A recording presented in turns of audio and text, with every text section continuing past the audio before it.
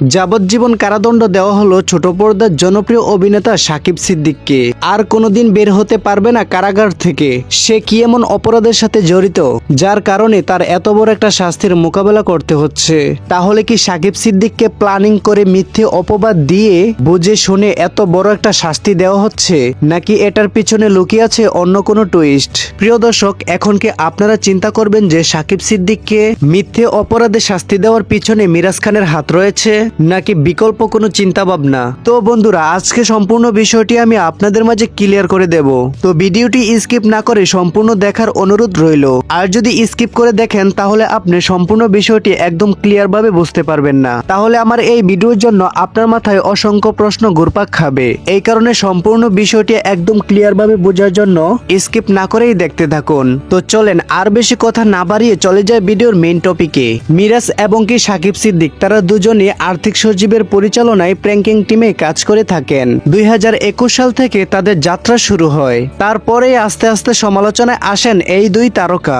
But প্রথম দিকে তাদের দুজনের খুবই বন্ধুত্বের সম্পর্ক থাকলেও এখন বর্তমানে সাকিব মিরাজের ভিতরে আগের মতন বন্ডিং নেই। তাদের এই বন্ধুত্ব না থাকার কারণটা মনে করে আরোহী মিম। কারণ আমরা সকলে জানতাম যে আরোহী মিম মিরাজ খানের সাথে রিলেশন করে, বাট এখন মিরাজ খানকে ছেড়ে দিয়ে আরোহী মিম সাকিব সিদ্দিকের সাথে রিলেশনে আছেন। এই কারণে তাদের দুজনের সম্পর্ক নষ্ট হয়ে যায়। আমাদের ভিডিওর আজকের মেইন টপিক হচ্ছে দুইটা, মিরাজ এবং কি সাকিব সিদ্দিক। প্রথমে ক্লিয়ার করব মিরাজের বিষয়টা।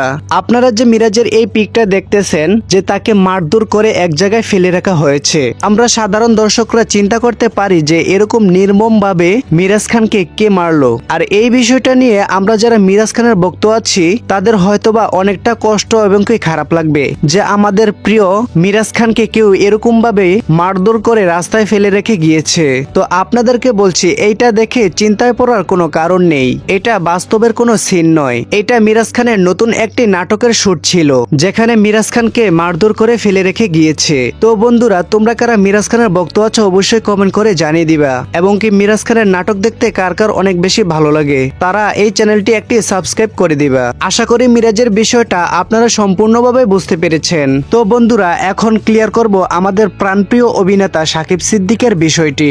স্ক্রিনে আপনারা যে ভিডিওটি দেখতেছেন, সাকিব সিদ্দিককে পুলিশ গ্রেফতার করে নিয়ে যাচ্ছে, এইটা দেখেও ভয় পাওয়ার কোনোই কারণ নেই। মূলত এটাও ছিল একটি নাটকেরই শুট, যেটা দেখার পরে সাকিব সিদ্দিকের লক্ষ লক্ষ ভক্তবৃন্দরা টেনশনে পড়ে গিয়েছে আসলে সাকিব সিদ্দিককে কেন পুলিশ গ্রেফতার করলো। তো বন্ধুরা, আশা করব সম্পূর্ণ বিষয়টি আপনারা বুঝতে পেরেছেন।